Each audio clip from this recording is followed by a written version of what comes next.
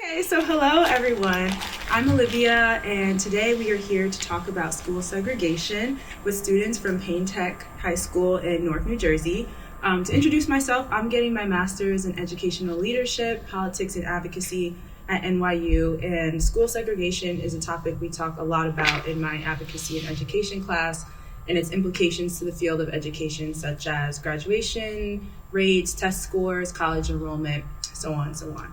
And so today I have three co-hosts to unpack this with. And so I'm going to give you all the opportunity to introduce yourselves. If you could say your name, your grade, what CTE you're in, what else do we say? And if you can explain what a CTE is for those listening and anything else you think listeners should know. Okay. Hello, my name is Brianna Ametekpor. My CTE is engineering. I am a Ghanaian born in the United States, born in Newark, New Jersey, but I live in Irvington, New Jersey, and I'm the Black Student Union President and Student Council Vice President. Hey y'all, my name is Babajide Hamzat. I'm in the 12th grade. I'm Nigerian. I live in Newark for most of my life. I'm co-vice president of the Black Student Union and president of the Student Council. And for the uninitiated, a CTE is basically it's like the way that colleges have majors. It's like kind of what the CTE is for our high school, because we're a technical school. So the CTE also stands for Career and Technical Education. There's like different pathways people could go into to like explore different careers in high school. The pathway I'm in is engineering. So there's that. Hello, my name is Omari'Anna. My CTE is construction. I'm in carpentry. I'm in the 12th grade. One thing about me, I guess, is that I am from East Orange, but I've lived in a lot of different places, so... All right, got it. Thank you. And I'm from South Plainfield, not over here. And I live in Harlem now. Okay, and just a few reminders before we get started. Feel free to answer or not answer whatever you want and like feel comfortable with. I am an outsider, like in your world, and so I want y'all to feel comfortable. And this podcast is just for my class. Hey, Chris. And so feel free to be honest and authentic, whatever feels comfortable to you. Okay, so we'll jump into the first question. So obviously y'all all go here to Payne Tech. So, and this was a choice, right? So tell me, and the listeners, we'll unpack that last, why you chose Payne Tech. What was important to you in the school?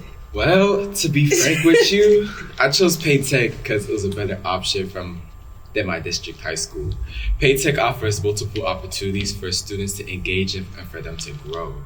Payne Tech shaped me into the person I am today, and I feel like I made a great decision. For me, the middle school that I went to, it was also in Newark, and it was like its own separate district. So if I continued down that path, I'll be going into like the same high school that they had. And honestly, like in middle school, I just was not feeling her like at all. Like that middle school is not for me. I just didn't like it. And then like my school, like my middle school, the whole like district, I guess you would call it, the whole district was under. It ended up having like this Instagram page called like Black at Insert School District Name. Mm-hmm. And it was just talking about like different Black people's experience at that school and all the different like traumatic things that they would go through. And it was a lot, y'all. Like, I don't know. I just had to get out of there. And like Payne was the only other high school that I had heard of besides like those ones that you have to pay for, and I'm not paying for nothing. So what's it called? So I applied here. I was looking at the CTE pathways. I'm like, okay, this is cute. And I'm here. It's cute now. So yeah, I like it. I seen that page. Yeah, Did y'all submit to the page? Oh no, I mean, I could have. Oh, okay. But I didn't. It was interesting. My friends did. It was a lot. What's it called? Like teachers was like young, like putting their hands on students. It was really bad. Like no, I don't feel like any kid should be treated that way at all. Like the way they were teaching. They was oppressed. So, yeah. Oh wow. Mine, that's serious.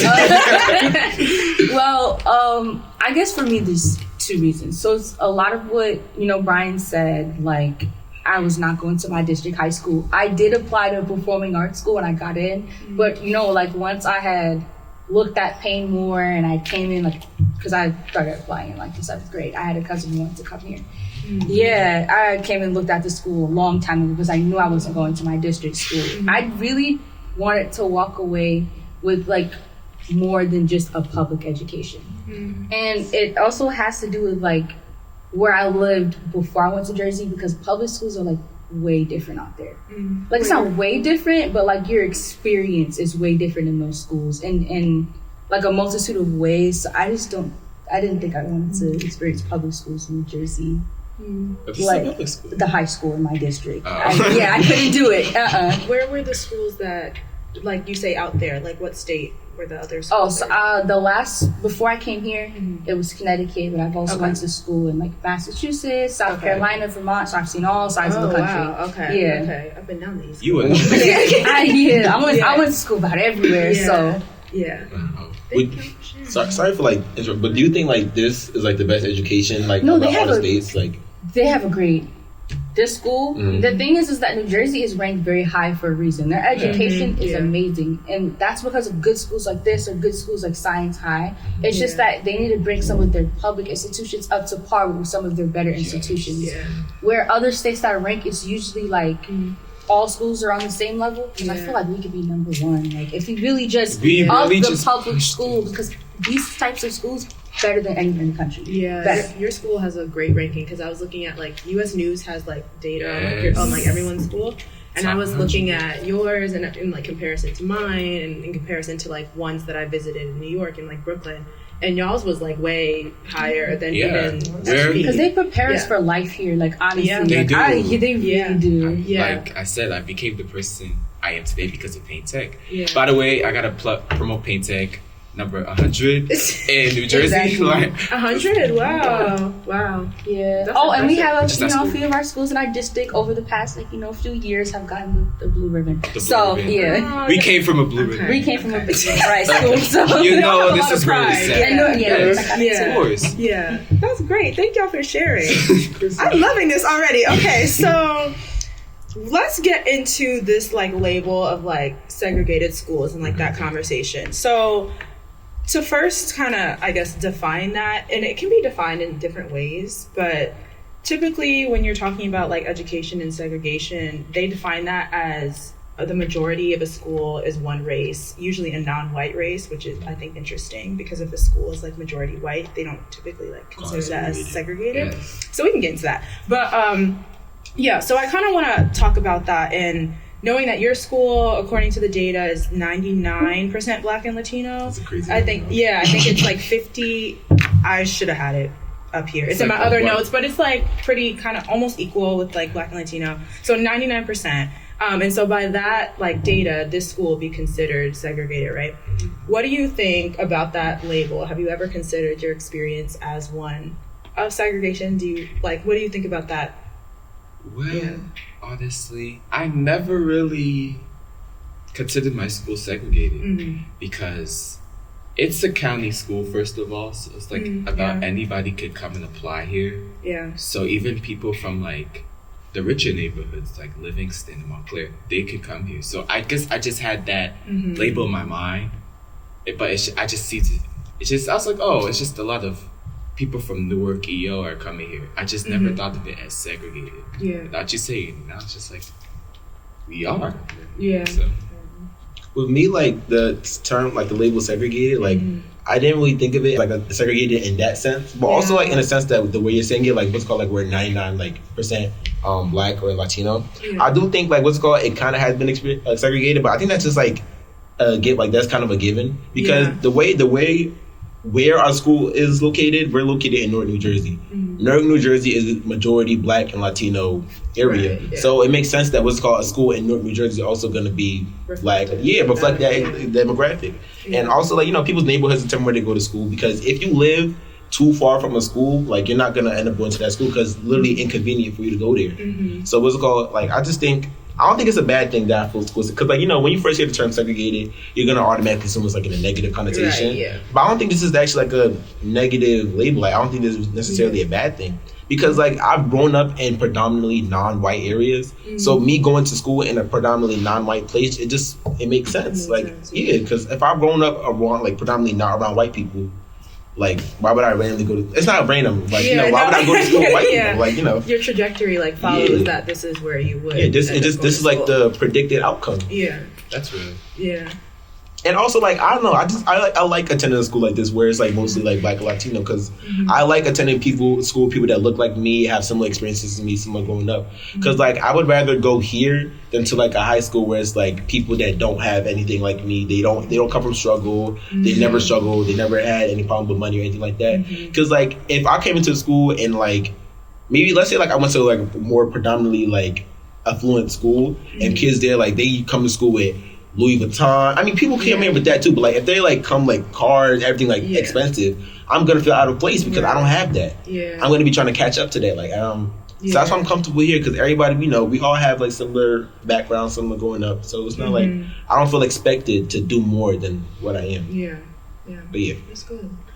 He said a lot. I know there's a lot of things that I will I'm talking, because a lot of that stuff I highly agree with, and I also have another perspective on. Because it's like you said, it's really powerful going to school with people who understand and experience. Like I went to school in Connecticut. I can't tell you how many bad experiences I've had just in my neighborhood with my neighbors who don't look like me. They don't act like me. They don't understand my family's coming over and we hang out in the front.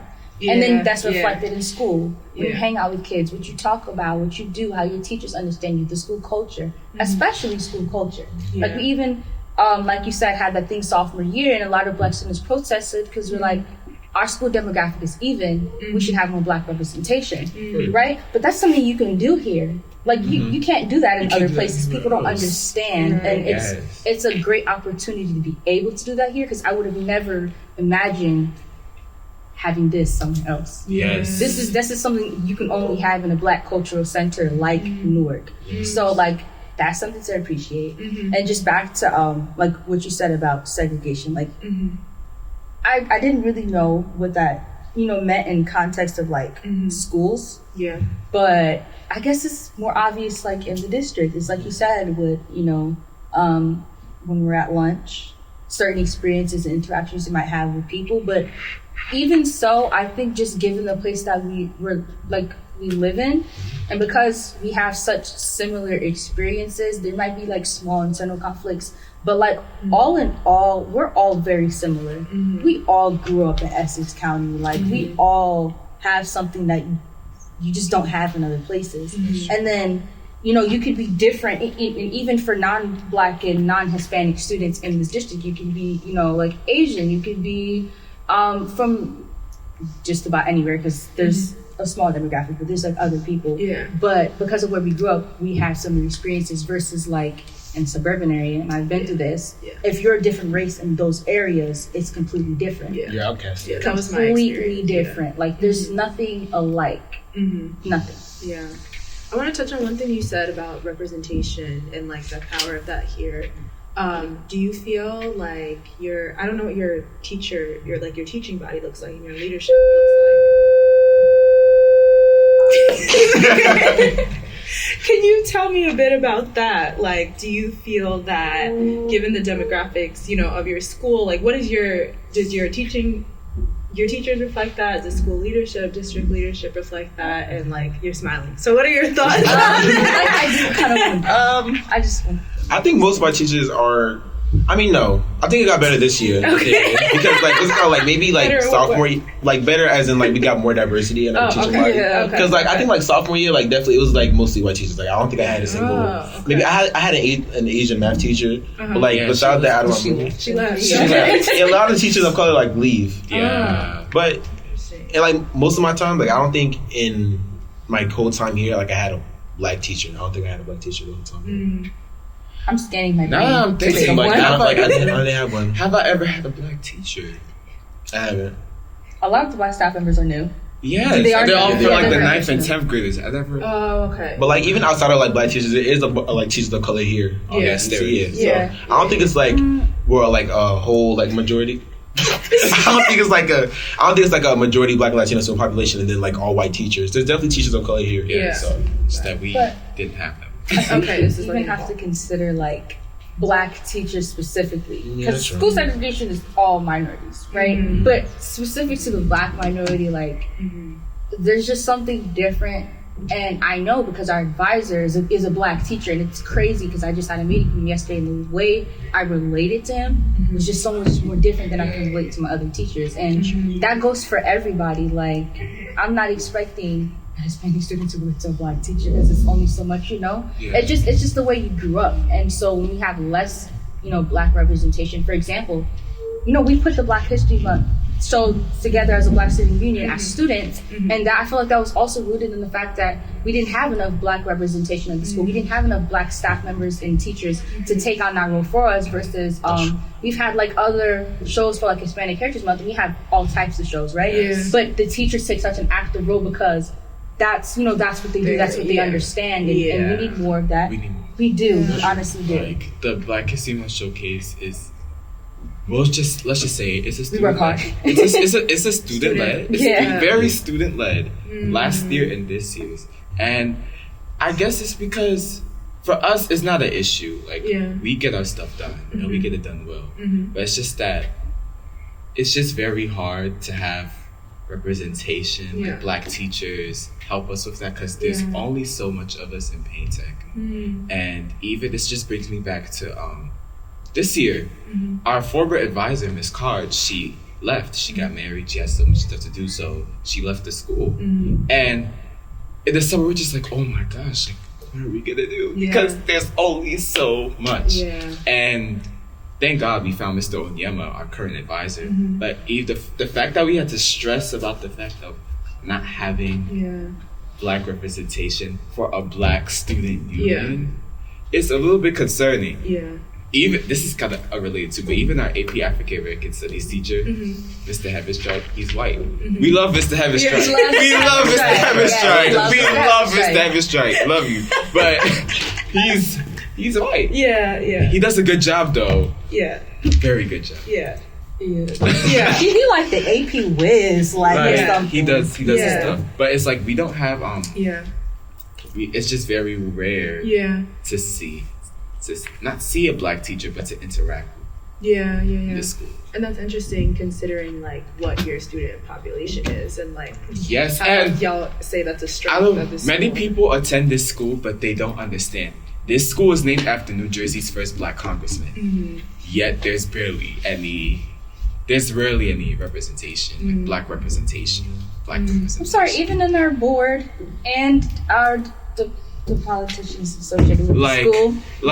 It's really, like when you look at stuff like that, because people don't, we have multiple names for this school, but the name is, Payne Tech High School, Donald and Payne Senior High School, but the official name is Essex County Donald and Payne Senior School of Technology. It's a long name. That's why like saying Payne Tech. It's a guessing game to which one they're using. Yes, it's really a guessing game, but that's the one they use on applications. But people see Payne Tech, but they don't understand this is Donald and Payne Tech, New Jersey's first black congressman. So when black students are voicing their concerns and black issues, they find it an issue. They find it a problem, but it's like this is what the school stands on. Right. Whether they realize it or not, and a lot of them don't realize it, which is concerning, especially with the population. School, but hey, that's why it's important for us to help people realize that Black Payne Tech is for us, by us, FUBU. I have so many thoughts about that, and I don't even know where to go because this makes me think a lot about like, well, one, this is so significant given how prominent your like black demographic is in this school, and like that's a like concern of yours having to like fight for or like find an advisor or like even the tensions that exist between like the black and Latino populations here is interesting. And I think I love this because the conversations that we typically have, at least in like the academic setting, like the higher education academic setting around segregation, often just centers like white people and like white experience and like comparing like black to white, and like that's the only like dynamic or dichotomy there is, like black schools or white schools. But I think what y'all are talking about shows like the diversity, which we know that exists within like diverse communities already in segregated schools. So I love that, and that gave me like a lot to think about and write about. But in the interest of time, moving on, I'm gonna jump around with the I'm going to go to a hypothetical situation, and then we'll come back to graduation, because I feel like this flows a little better. We have like 30 minutes. Okay. So for the listener, I'm just going to read this because it's final season and I didn't memorize this, but we want to talk about kind of the practical implications and solutions that have been proposed to segregated schools. And so I wrote, a common solution to addressing segregated Black and Latino schools is to have a certain number of the students switch to a more diverse school where there is a greater balance of white and non-white students. And to kind of put some imagery to this, we can think of like literal busing that was happening like in the 60s and 70s, where Black students would be bused to like white districts. And that still happens today, maybe not just in buses, but transportation is provided as such. And an approach like that often makes me think about how the burdens of equity and like diversity is put on students of color and diverse communities, and how, you know, we have to be the ones who are pushing for that change and representation, not just in school, but like in literally everything. And so my hypothetical situation is, say you're a student who is attending, and maybe this isn't so hypothetical, but like now that I'm thinking about it, just based on like the experiences in your backgrounds, but say you're a student who's attending a majority Black or Latino high school. It's well-resourced like this one, so it has great facilities, decent class sizes, all these offerings, AP, CTs, blah, blah, blah. But the state has identified your school as being segregated, and this is something that they need to address. And New Jersey actually had a lawsuit that was like settled in the courts this year that they needed to like start working towards or continue working towards desegregation. So this is like a very real thing. And as a solution, they propose providing transportation to a percentage of those students at your majority Black Latinx school to a school outside of your community that is more diverse and similar in terms of facilities, offerings, etc. How would you feel if you were identified as being like, hey, Brian, you need to get on this bus and like go to this district? Like, how would y'all feel about that opportunity and like all the things that come with that? Well, I'll be a part of that narrative. Anything that like pushes change, I'm for. I consider myself an advocate. So anything that like pushes the boundaries, I'm for it. And I feel like more students from these areas, they don't have access to many resources like Westbridge. Like, I had a Bank of America internship. They don't have many resources. They don't have access to many resources. So anything that just gets Black and Latino students into the world, I'm for it. Okay. For me, like, so in this scenario, like, what's it called? We'd be basically going to a school like this, and they ask it to like go to a different school. Basically the same school, but like more diversity. Oh, did I not explain it well? I mean, I was thinking like we kind of go. Like it's like this, but you're just going to one that's more diverse because they say they need to desegregate. Oh, okay, yes. Does that change your answer? No. Okay. For me, like, I don't know. I don't think I would go for that. Like, I wouldn't want to be a part of the initiative. And I mean, what's it called? Like, this is mainly because like I would already feel comfortable at that school, like, because, you know, but I feel like that answers a little bit of a cop out. But also, I think another thing. So I feel like as a homebody, like, because I'm already in the house a lot. So I don't really get to see like my community a lot. Like, I don't really be exposed to my community. So for me to go out of my way to like leave my community for school, it just seems like it would like further isolate me from my community. So like, what's it called? Like, me going to this school, it like this helps me like interact with my community, like really like, you know, enjoy my community and like appreciate my community for what it is. So for me to go to a different school, like I would probably appreciate my community less. And then also another thing is that like they picking me specifically. Like, I'm going like, they like, you, what's it called, for whatever reason you gotta go segregate. And my thing is like, what's it called, me at this school, one thing about me, I like helping people. And I like helping the people who need help. This is like my friends in general. So like for me to be shipped away to like a different school that is basically the same thing, it's just with more diversity, I feel like that would take me away from the people like I could be helping. Like my friend, what's it called? Cause like even like Omari'Anna, I just helped her with like come up with her college like essay. 2 seconds ago.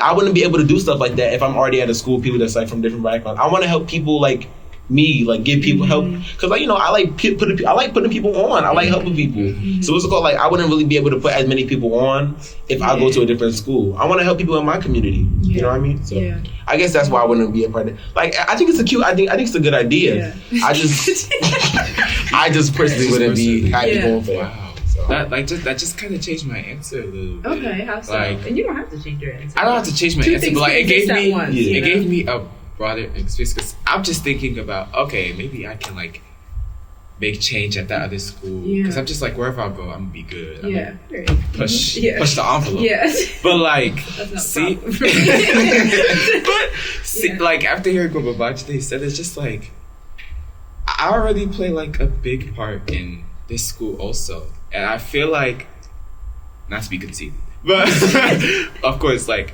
I like helping people, and my contributions have already made an impact in this school. Like Babajide and I and another friend, Amina, we advocated for AP African American Studies to be at this school, and it's in this pilot program right now. Oh, So it's like, and we were able to do that because we were willing to help because people came up to us about not having more Black history in our curriculum. So Also, the student responses too. Their students were willing to take that. yes, exactly. And then we're just like, hey, we the Black Student Union, let's do it. Yeah. So now that he said that, it's just like I wouldn't be able to help if I'm leaving here. Right. I'm not gonna help the people here. So it's kind of like a win-lose situation. Yeah. Sorry, Okay. Omari'Anna. Yeah. But- That's a good Oh no, addition. fine. I was very into it. Yes. What do you think? Well, this is a little bit personal to me because I feel like I went through a similar experience. Girl, Connecticut really did something to me. So when I lived in Connecticut, originally I lived in a town called Rocky Hill. I know it was a white town. And I went to a school called Stevens Elementary. Now, Stevens Elementary was my elementary school. And my siblings went to school once we moved to Meriden at Nathan Hale. Now, we know who Nathan Hale is, right? Right? They're named after their respective, because Stevens is a white man and Nathan Hale's black. So you can kind of see what the schools are. Right, okay? That's how they So- created the schools. They bus, and at first my sister did go to Stevens with me, but because I was, I think, in an older grade, they kept me at Stevens. It was not a good experience. It was cool at first because I had my siblings there. You know, my family was there. I had a few weird experiences with my neighbors. The typical Black experience in a white area. But like, it was hard going to school with like different people. Like whether it, just being singled out, being one of the few Black kids in the school. I don't know, people's assumptions about me, like, not going through things the same way people did. Like, this was a school where we didn't get funding for activities, so I never could go. Like, I couldn't have friends because I didn't have enough money to, you know what I mean? Like, I couldn't talk to people because we didn't relate. I didn't know how to set up conversations because I was intimidated because nobody wanted to talk to me. Things like that. So I just didn't have the best experience. And so when I did move to that area and I went to middle school, it was so crazy because I started to open up to people just a little bit more and having friends, and I always wondered why. It's because, it was where I lived. And then I had to take the bus home all the way to another city. I could never hang out with anybody. I could never have a normal friend life. It was hard. I wouldn't recommend that to somebody unless you're like very strong. Me personally, I could never do that. Unless like there's some serious benefits to going to school in another place that would never sit right with me. That just made me emotional. Yeah. Thank you for sharing that. Don't let nobody touch your hair, y'all, because they will Yes. try. They will try to Yeah. touch your hair. Yeah. Yes. Yeah, I relate to that experience because my high school and I've been in the same or was in the same district from when I was like born to high school, and it was very much you can be positioned as like an outsider or perceived as an outsider in like your own home in your own area. And I think there's additional dynamics that take place too when like you're a Black woman in these settings and Especially being the girl. the labels people like put on you and expectations that they have of you, and so I hear you and empathize with that. And I'm glad that you're able to have a better experience here. I have so many thoughts. Okay, so many thoughts. Also, that reminds me of, I don't know if y'all have read Bell Hooks before, if you know who Bell Hooks is. I heard the So Bell Hooks is like, or was like a feminist scholar. Author, yeah. I just heard the name. I'm sorry. Yeah, and I didn't she, mean to refer her as it. No, it's okay. And she wrote this book called Teaching to Transgress, which we've been reading throughout the semester in this class. And she talks about how when she was, because I don't remember when she was born exactly, but during her childhood was when they were like desegregating schools, and she talks about how she started out in like segregated Black schools and how that was so beneficial to her with like the Black teachers, and how it was really community oriented, and how they like cared about each other and like the development of them as Black children. And then when she had to go to white schools or they started integrating, it was like a completely different experience. And she's like, I want that back, even though that may not be perceived as better, you know? And so I think it brings up these conversations of like what is perceived as best, and like why it would be, like why whiter schools are inherently better. Is it because of like the resources, or is it because of like whiteness? And I also think like another thing is that people expect like Black students and like Black kids to always be the advocate, the leader, the one making a change. But sometimes, like, why can't Black kids just be regular kids? Why can't Black kids just go to school? Why do Black kids have to be, like, I feel like when they were integrated into schools, people just automatically assume, like, yeah, like, this is going to be for the best because we're integrated. But nobody considered the feelings of the actual Black kids integrated in those schools. Yeah. Like, because what if a kid just wanted to stay at their own school? Right. Why do they have to be all of a sudden, like, activists? Why can't they just, like, have regular childhoods like everybody else? Yeah. And I think that's just, like, it's just kind of sad a little bit. It's like, man. Yeah. And I think that's rooted in history, because we even see it in our own school, like the way we have to advocate for ourselves as students versus other people's. Like the way I remember talking to Brian when he recruited us for Black Student Union, like the way we had to advocate for just a club. Yes. Just a club where we can express ourselves is crazy. It didn't exist here prior? It did not exist. No, it did. Well, it did, but... Okay, it went defunct. Yeah. Oh, okay. Yeah. Okay, before I get to that little rant, it's so hard being an advocate at times because, like, the reactions you receive, it's just like, dang. It's like sometimes you'll wonder, why can't I just be a regular student? It's so hard. Anyway, so Black Student Union, I joined 9th grade. I left because something, it was stupid. but 10th grade, it didn't exist because the high schoolers who were running the club, Elijah, he graduated. So 10th grade didn't exist. Then we had that whole tension, that whole... Will we say race war? Did we say race war? I feel like race war was extreme. Race war was a bit extreme, but the situation. Yeah. So we're just like, you could really feel the absence of a Black student union. And then initially, I'm gonna be frank with you, I just wanted the Black student union back. At the time, I didn't want to be the president. I just wanted it to be there. But then I felt like I had to because nobody was gonna do it if I didn't do it. Yeah. I feel like maybe that's how I felt. Maybe that's not what it was. So I felt so. Then I went to Babajide, then I went to all these other people, and then basically came off an executive board to pitch the Black Student Union. And it got pushed back because somebody wanted it to be named the Multicultural Club. Which we had, and they tried to, like, I don't know. And that's like a different... It's a different thing. Yes. And it's just like... No. Yeah. And I think the worst part about that was that they said, oh, you can talk about whatever you want. Just keep the name. Just keep the name. And it's just like... We're like, no. Little stuff like that. It's just like... Yeah, it's those issues with like leadership that like whatever they're contending with and what's acceptable among themselves is going to trickle down to y'all, and you feel the effects of that. Yes. Yeah. And it's just like, even like the way we had to, they're gonna jump me for this. The way we had to fight for that name, but hey, we got it. We're the Black Student Union. Yeah. Period.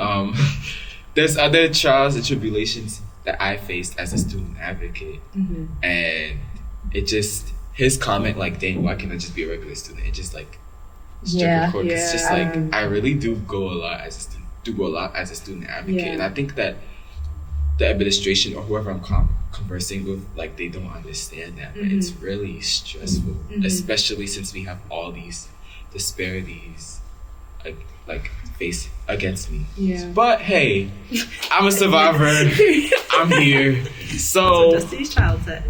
I'm a survivor. Yeah. I'm not gonna give up. Yeah. But it's just that just really resonated with Yeah. me because it's really challenging. Yeah, that was good, and it even made me reflect on like my adolescence, Yeah.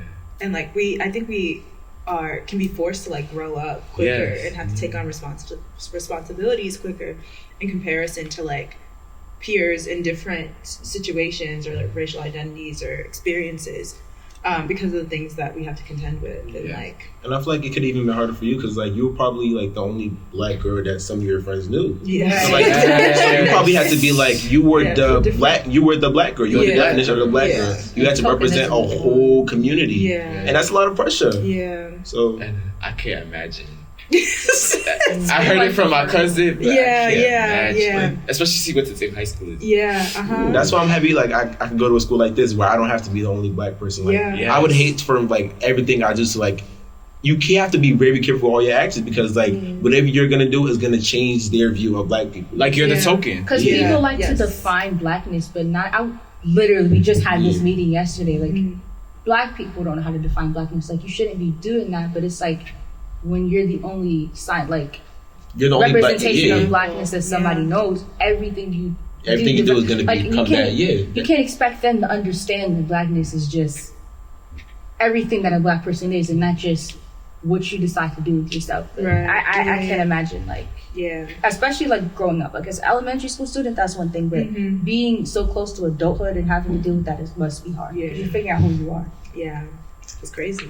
Yeah. College is crazy. College is a lot of undoing, and like because you're in a whole new environment. So I was able to being out of that. I was like, whoa, this is like that was a very specific and interesting and weird experience. And having the opportunity to like redefine blackness for myself and like womanhood was like a whole journey that was like a 2-3 year thing that I was like figuring out. So yeah, thank you for mentioning that. But it all makes us who we are. Whether we would have chosen that for ourselves is like another thing. Different story. But But, you are who you are today because of your experiences. right, Right. exactly. They define us. Man, okay, we have 10 minutes left. So yeah, and so I'm gonna combine like the last 2 questions. All If right. you want to say something about this. Huh? Huh? What'd you say? Oh, okay. So one, I wanted to get into like the root of these problems or like this issue of segregation, right? Like it manifests itself in a different way now. Like we don't have like black and white like classrooms or school technical named school buildings or like water fountains, bathrooms, things like that. But we're still seeing a lot of like iterations of that like generations later. So one, despite like lawmaking that was supposed to help alleviate that. So one, I'm interested in your thoughts on like why that is and why this persists. Well. And then, wait, hold on. So Oh. think that. Yeah, you're combining I'm it. combining. And then I also want, I want to know, like, if there's a lot of solutions put out there, right? Like we talked about, like busing and things like that. If you were like in the policymaker seat or the researcher seat or whatever, what would you propose as some ways to think about this or address this? Okay. So those are the 2 things we'll wrap up with. All right. So I'm gonna make it short and sweet. It's because of redlining. So this is something that my sister was always so passionate about, and I looked into it myself. So redlining is one of the reasons why many Black and Hispanic communities are underfunded. Since Black people don't own property, people will refuse to sell property to them. Property taxes aren't getting paid, and as a result, schools aren't getting the funding they deserve. So it's just little stuff like that. Like when you go to my district high school, Which is where again? Irvington High School, and then you go to Livingston High School, you can see a stark difference. Why? Because people are paying their property taxes. And it's not, there's other factors that go into why those schools are the way they are, but property taxes and redlining are one of the reasons. Yeah. Short and sweet. Yeah, my job. Yeah. I think like what's it called? Because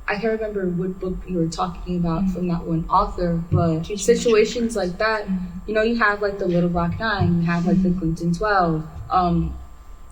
Those kids were really forced to, you know, integrate into those schools. Ruby Bridges. And bullied every day walking into school. Exactly. Like, that's and then crazy to me. when you think about what they went through, and then you think about the people watching that, do you think people would want to put their kids through that? Right. Yeah. Like after that, I'm sure like efforts to integrate schools were much less. I'm sure people, you know, wanted their kids to go to their own schools, and they decided to settle down in their own communities where they could get houses. You know, who there's only a dime a dozen that's going to keep pushing to get a house in a white neighborhood, can afford, you know, a house in a white neighborhood. So even though this is America, and we always like to say separate but equal.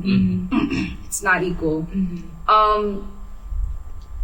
Even if it's not equal, some people just prefer to be separate because there's just more problems integrating. So, I mean, that trickles down through generations, and then people stay where their families are. Right. And then they stay in these communities, and they're content with what they have because it's so much harder to, you know, make that change. And that's why it's so rare to see a good positive situation like here, Melanie Calvache, report to the main office with your things. because an issue like this can't just be solved by one policy. Like, there has to be a broader affirmative action. Like, I remember we came and we had Mr. Payne come in for an interview, and he was talking about his childhood and how he got even pushed into, like, you know, the VOTEC education. Like, he was considered a problem child. He just got pushed into this district to do work because they thought he would be nothing. But he turned that into a positive situation, and because of the great people he had around him, we had Payne Tech. But you have to think about all of the history. We were even at the centennial celebration, you know, last month, and looking at all the history this school has. That took a lot, and it wasn't just 1, 2. It wasn't just 5 or 10 years of policy. That was like decades of small efforts. Like it exactly. Like, it literally takes in a completely different like mindset. Like, you literally actually have to think outside of the box. You tend to find people who are looking for this one-track solution to solve an issue like that. But there's like a multitude of factors that go into that. Yes, it's the mindset of the teachers. Yes, it's the mindset of the policymakers. It's the mindset of the families. It's the mindset of the administrators. And it's especially the opportunities given to the students. So I don't think there's any one thing you can do. But if you kind of like take things like funding, or where you build the schools, how you build the schools, who you're building them for, architecture. And you kind of always are thinking about the schools, the students, and everything that you do. Eventually those things will add up. But I just think that for this to become a real thing, everybody has to turn their eyes to the future of the youth. Like, not just one group. You know, I think this is like an issue for everybody to focus on. I don't know what else needs to be said. I do have one. Okay, go ahead. Because I'm like, I don't have anything to say. I feel like I did come. I mean, I'm not saying like I came off as a complete negative, but I do want to say that what's it called? They have like this called. It hasn't all been bad recently. Like, there has been changes made. Like, the fact that the school even exists. Like, this is like progress. Solution. You know, this is a solution. What's it called? Like, I'm getting into things like I didn't even know I would get into. Like a couple years ago, like I'm doing stuff I would have never expected, like, I would have been able to do. This interview right now. Yeah, like, stuff like this. Like, what's it called? Like, I think maybe like 50, maybe even like, let's say 50 years ago, like, being able to have resources to, like, stuff like this, like, we wouldn't, like, this wouldn't be possible. Kids used to walk 10 miles to get to their school back in the 60s. Like, schools with racial demographics like ours, like, they wouldn't have access to resources like this. So the fact like a school like this can exist and like have a majority Black and Latino population, I feel like that's an example of like a good thing.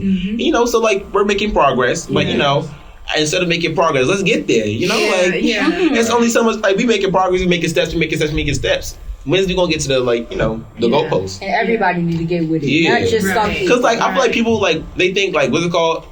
segregated schools, like the problem is diversity. Diversity is not the problem. It's resources. Instead of focusing on like trying to integrate these schools and like diversify the school population, maybe just give more resources to the schools in those underprivileged communities where those schools Like come what on. those kids left behind. You gotta think about what those kids just left behind. Because why do kids have to go through traumatic experiences in the name of diversity when you could For just some numbers. exactly when you can go to those schools that they're already in and give them money, like give them money so they can have the same riches as those white schools. No. So but like I'm saying like we have this is a good thing. Like there are some good things happening. We just there's obviously still like a long way to go. Where's the case? Like we're doing good, but we can Just still thinking learn. it. We can learn. Oh wow, what a treat this has been. Well, thank y'all so much. I literally don't have anything else to say. Like I feel like in hearing y'all talk, this is like a source for like I could write a whole paper on this like alone. And y'all will get there when you get to college. You'll be writing papers. You will, trust. But like this has just been so it's like the manifestation of everything we've been talking about this semester, and I really cared to hear like what y'all and like what the youth think as the ones who are literally living these experiences, because there's, like you said, a lot of talk by like policymakers and researchers and such, but we often forget like who we're talking about. And so I think it's really powerful to center your voices in that. And I thank you for taking the time out of your day and missing class. It's well, today ain't is a the problem. holiday show. the holiday show. Either way, I'm not It is kid. but either way, I'm so appreciative, and this has been inspiring to me, and also reminds me like why I care about this field and like why I want to do what I want to do.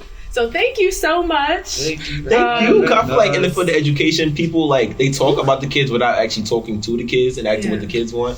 So I thank you for like coming on here and let me talk about like what I want. Of course. And we use that to work for change and hopefully like keep the goalpost, like get closer to that goalpost that we keep trying to work towards. So I'm so see you in an inspired. important position in the future. Thank you.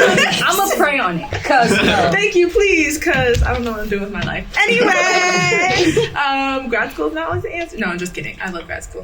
Anyway, thank you for listening. Thank you for listening, and thank you all for your opinions. Until next time, I guess. I don't know. Yeah, it's gonna be next time. I want there to be a next time. Yeah, Yes. maybe I'll be back. Wait, let's wait about the camera. Until next time, bye. Bye. Oh, bye.